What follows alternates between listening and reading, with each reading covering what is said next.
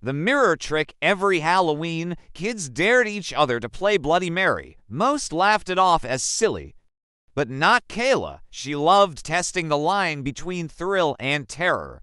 This year, she set up her camera in the bathroom. Proof, she whispered.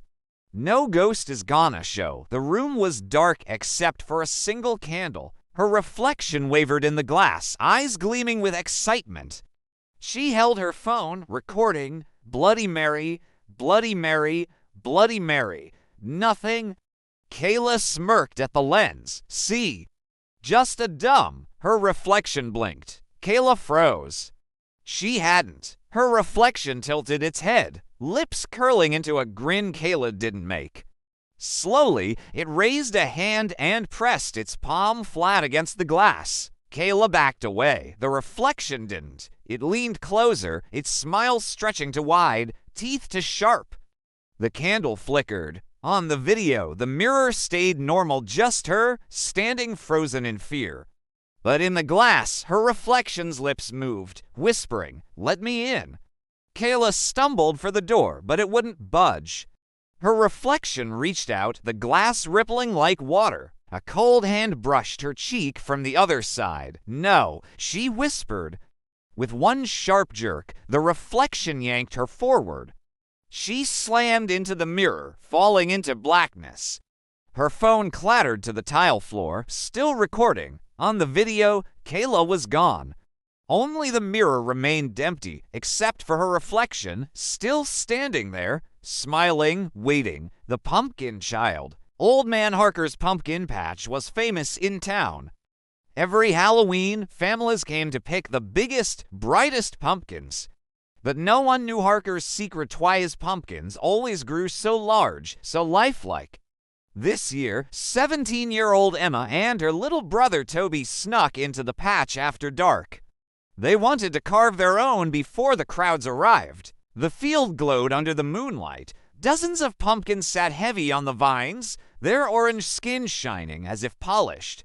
Some looked strange rounder than usual, with bulges beneath the surface, almost like faces. Toby giggled. That one's smiling at me. Emma frowned. Pumpkins don't smile, Toby, but when she looked closer, her stomach twisted. The pumpkin's ridges curved upward like lips, eyes faintly pressed into the skin. Let's just grab one and go, she muttered. As they bent to cut the vine, a sound stopped them. A cry, thin, high-pitched. Like a baby, Toby gasped. Did you hear that? It's coming from the pumpkin. Emma yanked him back. No, it's just the wind. But then another pumpkin cried, and another. The entire patch filled with wails and giggles, as if dozens of children were hidden inside the orange shells. The pumpkin Toby had touched split open. Inside wasn't seeds or pulp. It was flesh pink, wet, beating like a heart. From it, a tiny arm pushed out. Small, human. Emma screamed, dragging Toby away. The vines writhed, snaking around their ankles. More pumpkins split, spilling half-formed faces that blinked and whispered. "Mama, Papa, stay with us." Toby sobbed. "Emma, they're babies. We can't just leave them." But Emma knew better.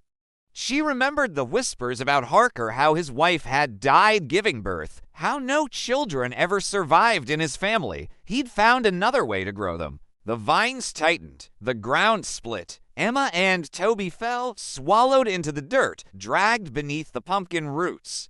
The last thing Emma saw before darkness took her was Old Man Harker, standing at the edge of the field, smiling proudly.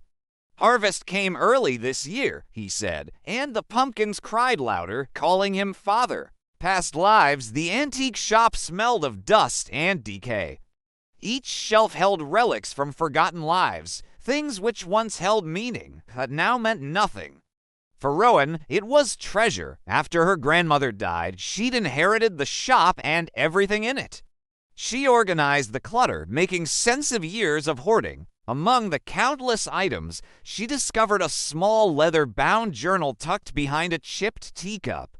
Curiosity got the better of her. The journal shouldn't have been there. It was too new. So who wrote it? As she flipped through the brittle pages, the elegant cursive spoke of love, loss, and a deep longing for a place called Asterior. The author had searched for Asterior all their life, seeking a destiny they couldn't remember. Who was this person? Was Asterior real or just a figment of someone's imagination? As days turned into weeks, Rowan became obsessed. She researched local history, searching for clues, but found nothing. Frustrated, she returned to the journal, poring over each word until one entry caught her eye. It mentioned a necklace, a locket holding a map leading to Asterior. Rowan felt a jolt. Her grandmother had collected trinkets from around the world, including many lockets. Perhaps one held the key to the mystery. Among the thousands of jewels, she found it, a simple silver locket. On the back, an inscription read, "Where memories bloom." She opened it. It contained a folded piece of paper. The map unfurled before her, showing locations from the journal entries. There were places she recognized in town, and some she didn't. Could Asterior be real? The idea of finding a lost city thrilled her. But what if it was dangerous? What if whoever wrote the journal hadn't found Asterior because it was cursed? She thought of her grandmother, wondering if the obsession had driven her mad, or had it led to a tragic end. Fear prickled Rowan's skin, but excitement overpowered it. She started at the first location, an abandoned house on the edge of town. As she walked, she could feel the presence of the past, the ghosts of memories lingering around every corner. The house was shrouded in weeds, its windows vacant, eyes staring blankly ahead. Rowan took a deep breath, pushed open the creaking door, and stepped inside. Dust motes danced in the gloom. Everything was frozen as if the residents had vanished in an instant. She searched, finding nothing but decay and emptiness. Then she saw it, a hole in the floorboards covered by a rug. Beneath lay a tunnel, dark and narrow, smelling of damp earth. With the map in hand, Rowan descended. The tunnel opened into a cavern. She gasped, dropping the map. In the center was a pedestal holding an ornate box. On top, a single flower bloomed, radiant and vibrant amidst the darkness. The journal had spoken of a living flower as proof of the city's magic. Had she found it? With shaking hands, she lifted the box. It was warm, vibrating slightly. Inside, nestled on velvet, lay a necklace of blooming flowers. A wave of dizziness hit her. Memories flooded back, fragmented, intense. A different life, a different name. She remembered searching for the necklace, feeling the weight of the city's fate on her shoulders. Asterior needed the necklace to flourish. Without it, it would wither. Then she saw him, a man with kind eyes and gentle hands. He helped her, guided her, loved her. She wanted to tell him, to show him the love she felt, but she couldn't. A force beyond her control pulled her away. Now she understood. She was the author of the journal. She was meant to find Asterior, to save it. The map led her deeper into the city, past buildings overgrown with vines, their roofs caving in, through streets choked with weeds, their paths worn smooth by generations of unseen feet. Everywhere, the remnants of a vibrant culture, extinguished, forgotten. Finally, she reached the city center, where grand structures once stood. Now only crumbling arches remained, a sad reminder of the past. The last entry in the journal spoke of rebirth, of hope blooming from the ashes. Did Asterior still have a chance? Desperate, Rowan placed the necklace in the center of the plaza, its flowers flaring with renewed vigor. Hope surged within her. She had done everything right. All that was left was to wait. Days blurred into weeks. Rowan lived on the streets, sleeping under market stalls, eating scraps of food. She befriended a young girl who shared stories of Asteria's glory days. Slowly, the city stirred. The flower on the pedestal thrived, spreading roots that snaked through the plaza. Vines crept up walls, blooming into vibrant flowers. Bushes sprouted fruit, filling the air with sweet scents. People returned, drawn by the transformation. At first, they were wary, afraid to hope. But as nature flourished, so did their spirits. Rowan watched them rebuild their lives, their smiles tentative at first, then widening into joyous expressions. She'd brought them back from the brink. She'd saved Asteria, but at what cost? As the city thrived again, Rowan grew weaker. The effort of restoring Asteria drained her, sapped her life force. She realized she was meant to be a catalyst, a temporary vessel to bring balance. She laid down beside the flower, surrendering to the cool earth, her body fading into the soil. A new life bloomed within the ancient roots, taking shape, growing stronger. When the sun rose, a young girl with hair the color of autumn leaves and eyes like spring blossoms woke in the square.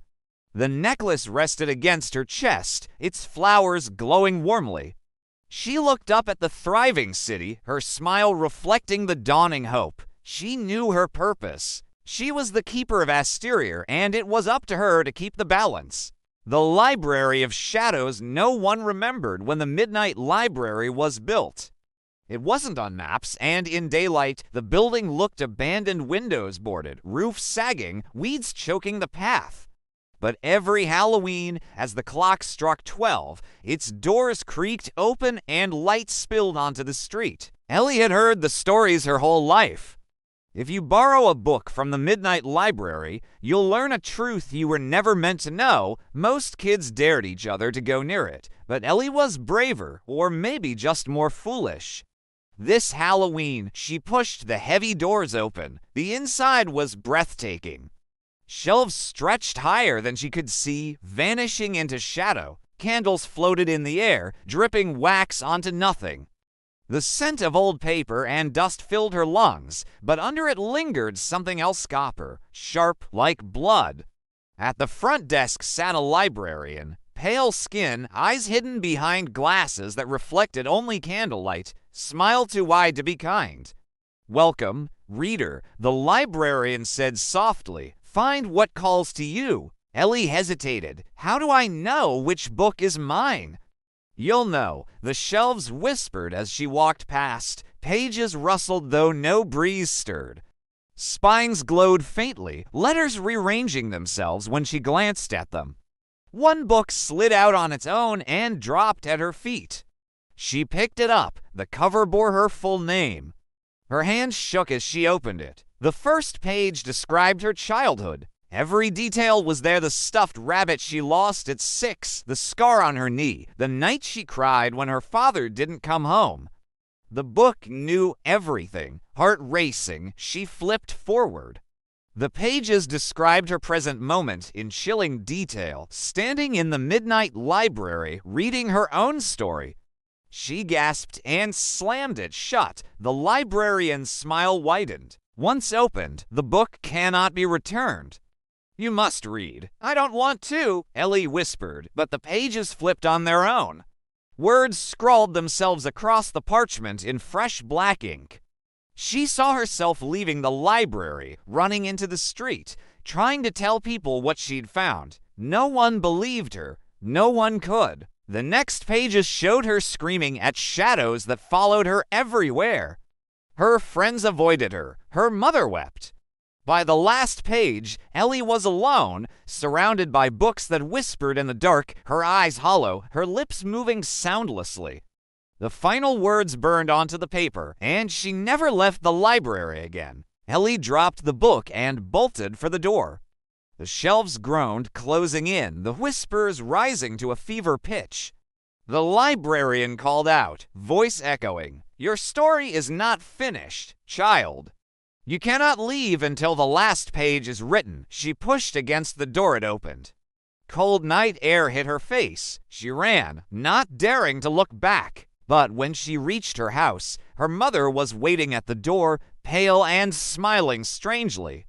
"Ellie," she said in a voice that was not her own, "I was just reading about you." And in her hands was the same book Ellie had left behind in the Midnight Library, the locked hospital wing. The old St. Mary's Hospital was being torn down in a week, but the locals still whispered about the West Wing, the psychiatric ward that had been locked since the 1970s. Patients had vanished there, doctors too.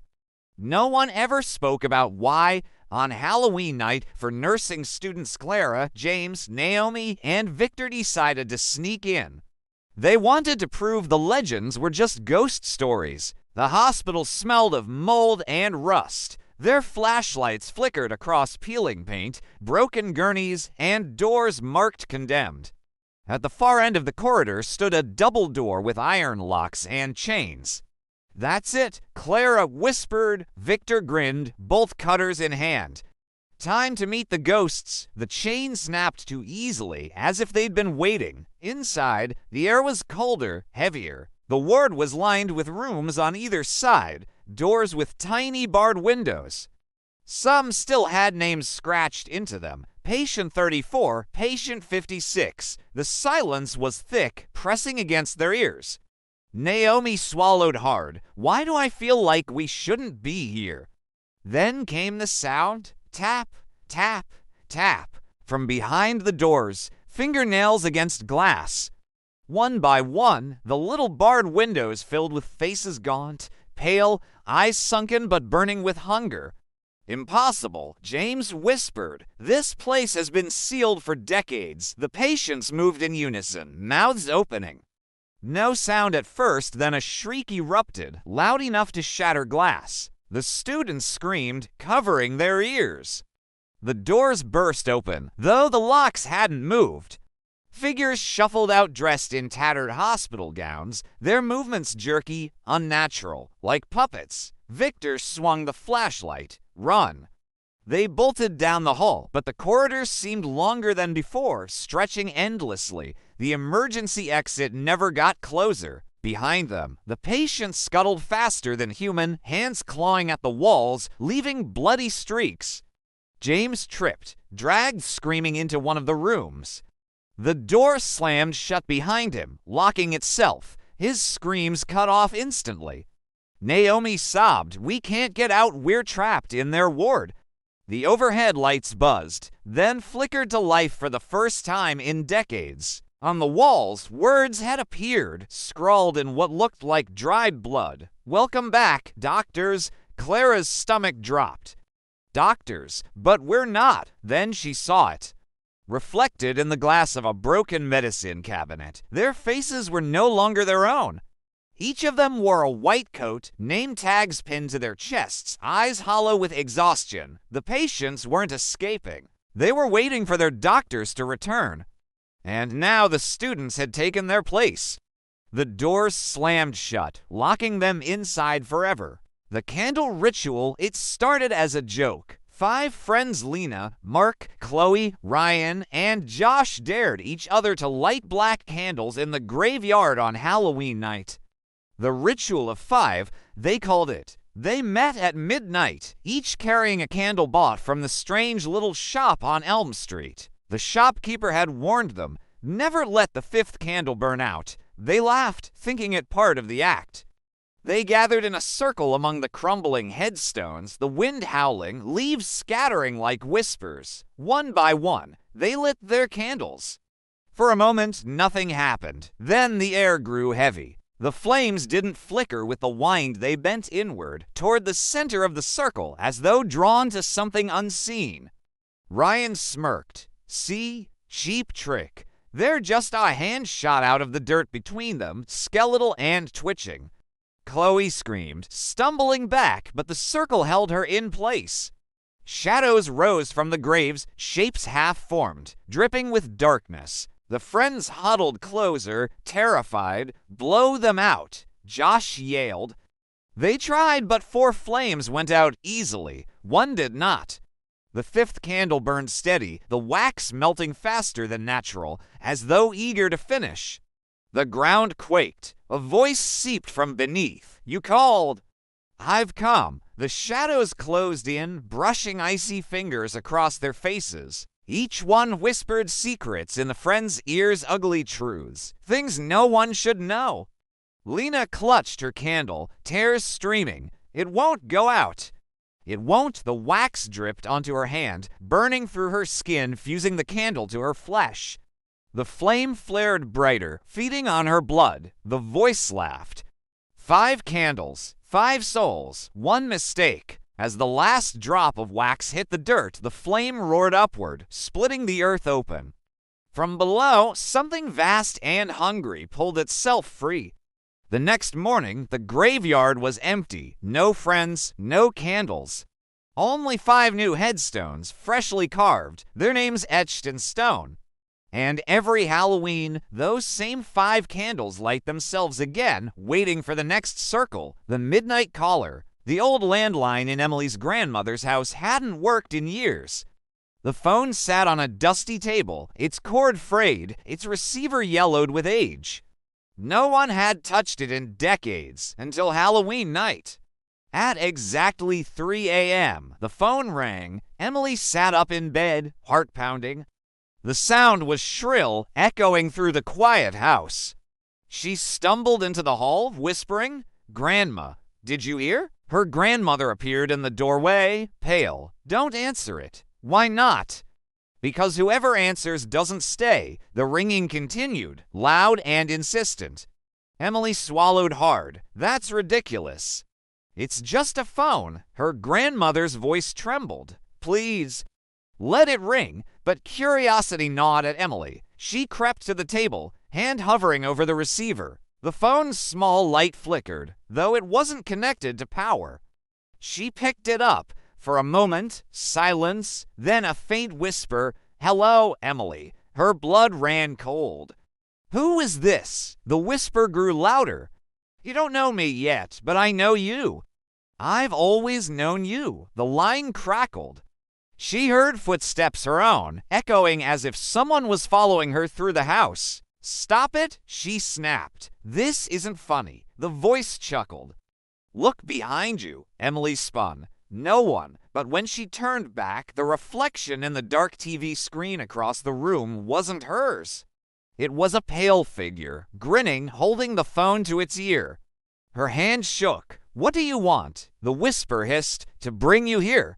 Where all the others are." And then the line went dead. Her grandmother rushed in, yanking the receiver from her hand. "What have you done?" Emily tried to answer, but her voice was gone. Her lips moved, soundless. From the phone, faint and distant, came her voice, her real voice screaming for help. And the receiver, still warm in her grandmother's hand, whispered once more, "Another one has joined us." The midnight caller, the old landline in Emily's grandmother's house, hadn't worked in years. The phone sat on a dusty table, its cord frayed, its receiver yellowed with age. No one had touched it in decades, until Halloween night. At exactly 3 a.m., the phone rang. Emily sat up in bed, heart pounding. The sound was shrill, echoing through the quiet house. She stumbled into the hall, whispering, "Grandma, did you hear?" Her grandmother appeared in the doorway, pale. "Don't answer it." "Why not?" "Because whoever answers doesn't stay." The ringing continued, loud and insistent. Emily swallowed hard. "That's ridiculous."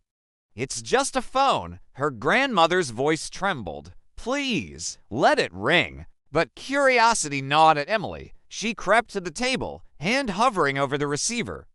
The phone's small light flickered, though it wasn't connected to power. She picked it up. For a moment, silence, then a faint whisper, "Hello, Emily." Her blood ran cold. "Who is this?" The whisper grew louder. "You don't know me yet, but I know you." "I've always known you." The line crackled. She heard footsteps her own, echoing as if someone was following her through the house. "Stop it," she snapped. "This isn't funny." The voice chuckled. "Look behind you." Emily spun. No one, but when she turned back, the reflection in the dark TV screen across the room wasn't hers. It was a pale figure, grinning, holding the phone to its ear. Her hand shook. "What do you want?" The whisper hissed, "To bring you here, where all the others are." And then the line went dead. Her grandmother rushed in, yanking the receiver from her hand. "What have you done?" Emily tried to answer, but her voice was gone. Her lips moved, soundless. From the phone, faint and distant, came her voice, her real voice screaming for help. And the receiver, still warm in her grandmother's hand, whispered once more, "Another one has joined us. The doll's eyes Maggie loved thrift stores. She collected strange things, old keys, cracked snow globes, forgotten photographs, but the doll was different. It sat high on a shelf, its porcelain skin flawless, its blue dress unstained despite the dust around it. Its eyes were closed, lashes painted delicately on. The tag read, 'Antique. Do not open eyes.' Maggie laughed. Creepy marketing trick. She bought it. On Halloween night, she placed the doll on her dresser. 'You'll look perfect in my collection,' she whispered. At midnight, her clock ticked once and the doll's eyes snapped open. Not painted eyes, real ones, wet, glassy, too human. Maggie froze. The doll's lips parted in a faint smile. The next morning, Maggie's neighbor found her staring at the doll, wide-eyed, motionless. She looked alive, but her eyes were gone, leaving black hollows. The doll's blue dress looked brighter, fresher, its lashes fuller. And its eyes, they were green now, Maggie's green. Every Halloween, the doll's eyes change color again. Each year, a new pair taken from whoever dared look too long. The haunted costume Tyler hated Halloween. Costumes, candy, parties, it all felt childish. But when his mom found an old trunk at a yard sale, she begged him to at least try. Inside was a costume, a long black cloak, and a mask shaped like a grinning skull. "It's perfect," she said. Reluctantly, Tyler slipped it on. The fabric clung to his skin, surprisingly warm. The mask fit well, sealing tight around his face. "Okay, cool," he muttered, tugging at the ties. "Now how do I? It wouldn't come off." He yanked harder, but the cloak only tightened, the mask fusing to his skin. His mom laughed at first, thinking it a prank, until Tyler's screams turned raw. In the mirror, the costume wasn't fabric anymore. The cloak pulsed, veins spreading like roots into his chest. The mask moved when he spoke, jaw snapping open and shut as if it were part of his skull. "Help me," Tyler gasped. The reflection grinned wider, eyes hollow, voice echoing. "I am you now." The next morning, his mom found the cloak neatly folded on the bed, the mask resting on top. Tyler was gone. But that night, when a trick-or-treater picked up the costume from the trunk, the cloak shivered with anticipation. And somewhere inside, Tyler's muffled voice screamed. The cursed jack-o'-lantern, every Halloween, the neighbors admired the carved pumpkin on Mrs. Grady's porch. Its grin was sharp, its eyes hollow, and its flame burned brighter than any candle. But no one ever saw her light it. This year, 16-year-old Ben dared his friends. "Let's blow it out. See what happens." They crept onto her porch at midnight. The pumpkin's grin seemed wider up close, the flame steady despite the cold wind. "Go on," whispered his friend Kelly. Ben leaned forward and blew hard. The flame flickered but didn't die. Instead, his chest tightened. His breath wouldn't return. He gasped, choking, clawing at his throat. The flame inside the pumpkin flared brighter, as if feeding on him. Kelly screamed. "Ben, stop." But it was too late. His body crumpled, limp. The pumpkin's grin twisted higher, the flame roaring. Alive, Mrs. Grady stepped onto the porch, eyes glowing faintly in the dark. "Another breath for the harvest," she murmured. She lifted the pumpkin, placing it carefully among dozens more in her backyard. Each one burned with a different colored flame. Each one whispered in voices stolen from children long gone. And when the wind howled through the trees, you could hear them crying for air. The photograph, it began with a simple dare.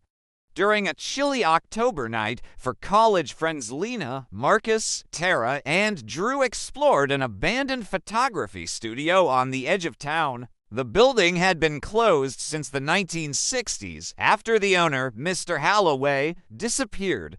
Rumors said he trapped souls inside his photographs. The studio was covered in dust and cobwebs, but the equipment was intact: cameras, tripods, even a stack of blank Polaroid film sealed in plastic. "Come on," Tara whispered, grinning. "Let's take a picture." "What's the worst that could happen?" Marcus loaded the camera, joking, "Say cheese." He snapped the photo. The film slid out, developing slowly in the dim light. But instead of their smiling faces, the picture showed for strangers standing in the same position. Their eyes were empty, their mouths stretched in silent screams. "That's messed up," Lena muttered, shoving it into her bag. "It's just old chemicals." But when they looked at the wall, dozens of framed photos hung crooked. Each one showed families, couples, children, none of whom looked alive.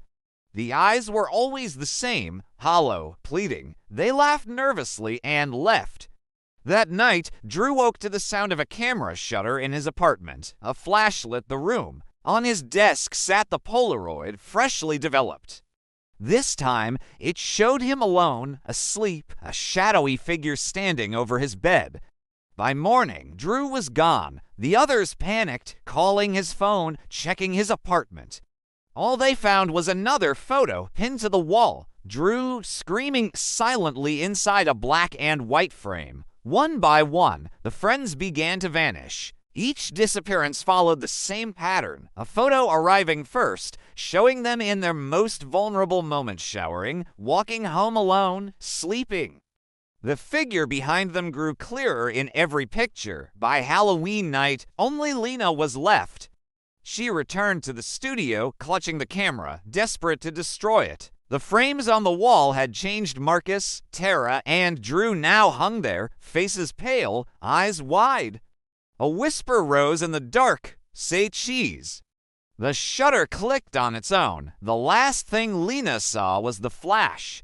When the photograph developed, it showed for friends together again, forever trapped in the studio, their screams silent behind the glass. The midnight visitor. It was Halloween night in the quiet town of Crestwood.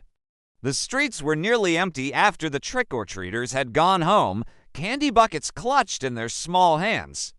But in one house on the edge of town, 12-year-old Sarah was still awake. Her parents had gone to a party, leaving her with an older cousin who had promptly fallen asleep on the couch. Sarah sat by the window, watching the jack-o'-lantern flicker on the porch. That's when she noticed him. A man stood at the end of the driveway, tall and thin, wearing a long coat and wide-brimmed hat. His face was hidden in shadow, but his presence was wrong to still, too patient. She thought maybe he was a late trick-or-treater, but he carried no bag. Then he began to walk, slowly, deliberately. His shoes made no sound on the gravel. Sarah's breath caught. She wanted to run upstairs, but something kept her glued to the window. The man reached the porch. He bent down, studying the jack-o'-lantern. With one gloved hand, he pinched the candle flame out. Instantly, the house felt darker, colder. And then, impossibly, he turned his head and looked directly at Sarah through the glass. His eyes were hollow, black, endless. Sarah stumbled back, finally finding her voice. "Jason," she hissed, shaking her cousin awake. "There's someone outside," but when they rushed back to the window, the porch was empty. The pumpkin sat there, unlit. Jason grumbled, "You're imagining things. Go to bed." But Sarah couldn't sleep. She kept the lamp on, staring at her bedroom door. Hours crawled by. At exactly midnight, she heard footsteps in the hallway, slow, heavy, not her cousin's. The doorknob rattled. She pressed her back against the wall, trembling. The door creaked open. And there he was, the man in the coat and hat, his face nothing but darkness. He stepped into the room, the air freezing around him. Sarah screamed. Jason came running, but when he burst into her room, it was empty. Only the jack-o'-lantern sat on her desk, newly lit, its carved grin stretched wide. And if you looked closely, you could see Sarah's terrified face flickering inside the flame, the house that hums. On the far side of town, beyond the cemetery and the rusted train tracks, there stood a house no one wanted. It wasn't falling apart, not exactly. It looked fine from the street. To fine. The windows were unbroken, the paint unchipped, the porch swept clean. But if you stood close enough, you could hear it, the humming, low at first, like electricity under the floorboards. Then louder, almost like a voice or 1,000 voices, all humming the same eerie tune. Kids dared each other every Halloween to touch the front door. Most ran away before their fingers brushed the knob. But this year, 17-year-old Riley decided to go inside. Armed with nothing but his phone flashlight, he pushed the door open. It creaked, but the hum drowned out the sound. Inside, the air was warm, too warm, as if the walls themselves were breathing. The hum grew louder with every step. The wallpaper seemed to ripple like water. Dust motes floated strangely, caught in unseen currents. He whispered to himself, just an old house, nothing more. Then he noticed the photos, dozens of them, framed along the hallway. At first, they looked ordinary families, children, smiling faces. But as Riley shined his light closer, his blood ran cold. Every photo showed people he recognized. Not strangers, kids from school, neighbors, even his best friend, Mia, but the eyes. The eyes in the photos were wrong. Black pits, stretched wide in silent horror. Riley's stomach twisted. He pulled out his phone to call Mia, but the screen froze, the hum rattling through the speakers. Then came the voices. Whispers joined the hum, murmuring his name over and over. Riley. Riley. Come closer. He stumbled backward, his light shaking. A door at the end of the hall opened on its own, golden light spilling out.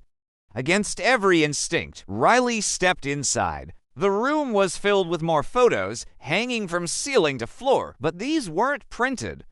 They pulsed, alive, like windows into another world.